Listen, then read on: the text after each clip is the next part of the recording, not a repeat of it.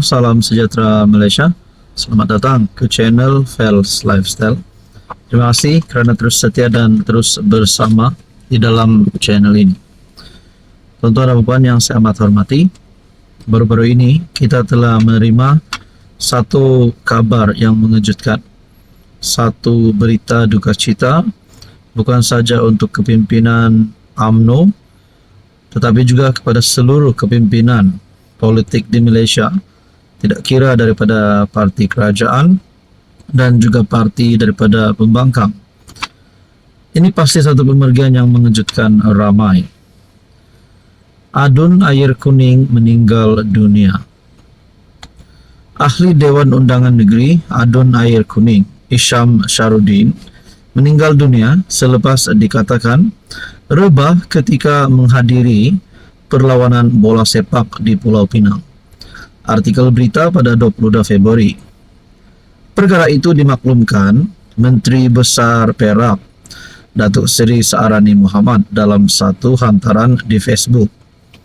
Mendapat kabar duka akan pemergian sahabat saya, YB, Tuan Haji Isham Sharudin, Adun Air Kuning. Sama-sama kita doakan semoga rohnya dicucuri rahmat dan ditempatkan bersama orang-orang yang beramal soleh. Terdahulu Adun Manjoy yang juga Ketua Pemuda PAS Perak Muhammad Hafiz Sabri menerusi hantaran di Facebook. Saya baru mendapat berita sedih YB Haji Isham Sharudin, Adun Air Kuning, Perak baru saja kembali ke rahmatullah. Secara pribadi, hubungan saya sangat baik dengan almarhum. Selalu bertanya kabar dan bergurau bila bertemu. Sebelum ini, ada bertemu beliau.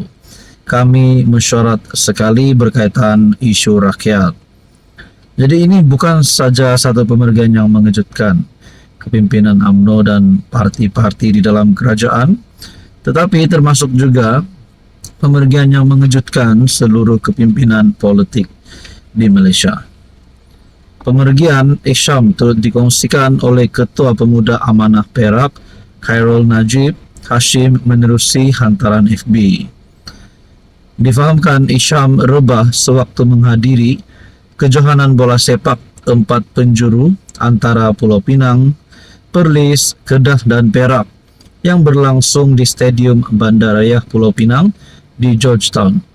Beliau mewakili BN sejak November 2022, termasuk sebagai pengerusi BN Parlimen Tapa, selain pernah berkhidmat sebagai Naib Presiden dan penolong pengurus skuad senior Perak FA. Hai, hello, salam sejahtera Malaysia. Selamat datang ke channel Fels Lifestyle.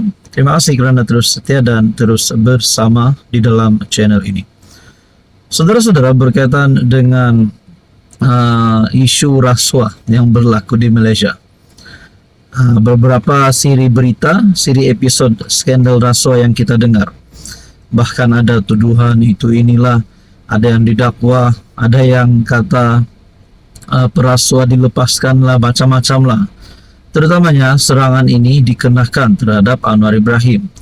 Sedangkan kita dapat lihat Anwar Ibrahim sebenarnya mahu menghapuskan rasuah di Malaysia.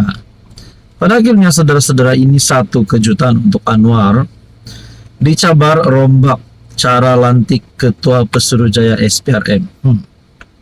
Adakah ini mungkin gesaan terhadap Anwar untuk memecat Azam Baki ataupun merombak cara lantik Ketua Pesuruhjaya SPRM?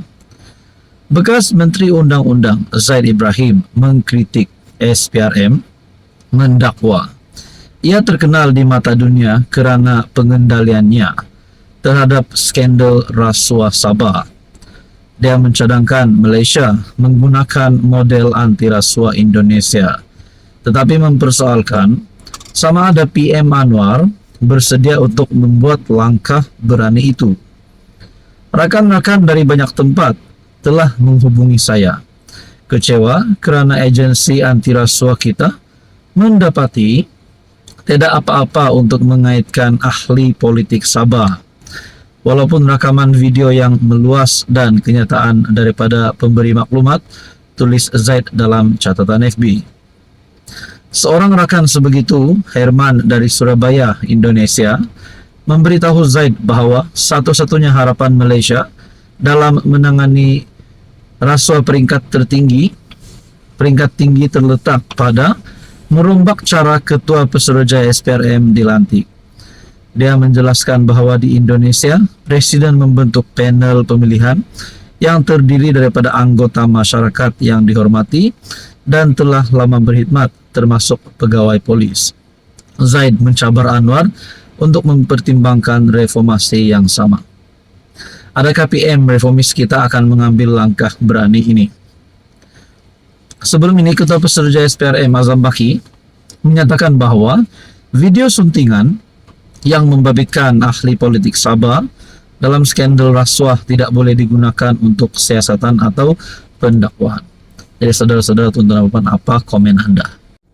Hello semua, salam sejahtera Malaysia.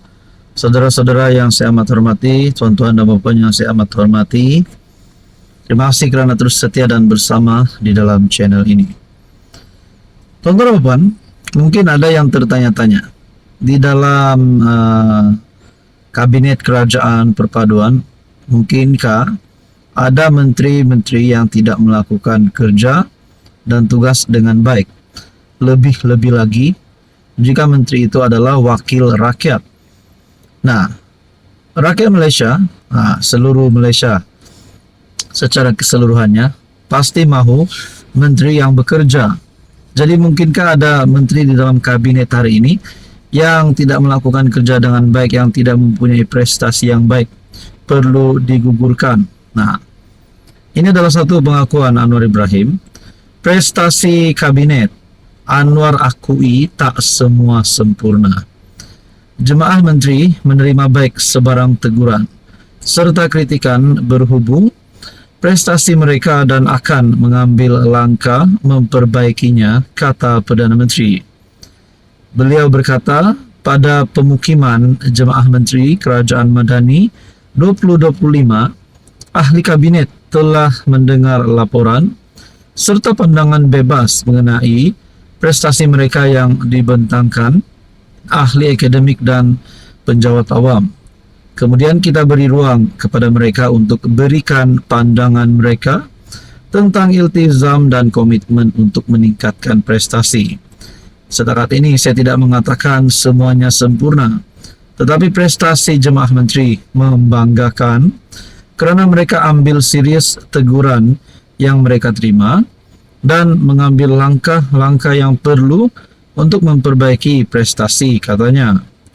Beliau berkata demikian pada sidang media berhubung permukiman Jemaah Menteri Kerajaan Madani 2025. Perdana Menteri berkata, pemukiman itu membincangkan mengenai keperluan bagi kerajaan untuk melihat semula pendekatan diambil bagi mengurangkan kesan inflasi kepada rakyat. Anwar berkata, walaupun terdapat statistik yang menunjukkan prestasi membanggakan, namun masih ada beberapa masalah yang harus kerajaan selesaikan, seperti kenaikan harga barang. Jadi saudara-saudara, tuan-tuan dan puan yang saya hormati, berkaitan dengan kenyataan Anwar, mengaku tak semua sempurna. Mungkinkah ada beberapa menteri di dalam kabinet hari ini yang mungkin perlu digugurkan supaya prestasi menjadi tidaklah sempurna tapi menjadi lebih baik pada masa akan datang. Apapun kita nantikan saja. Apa komen anda?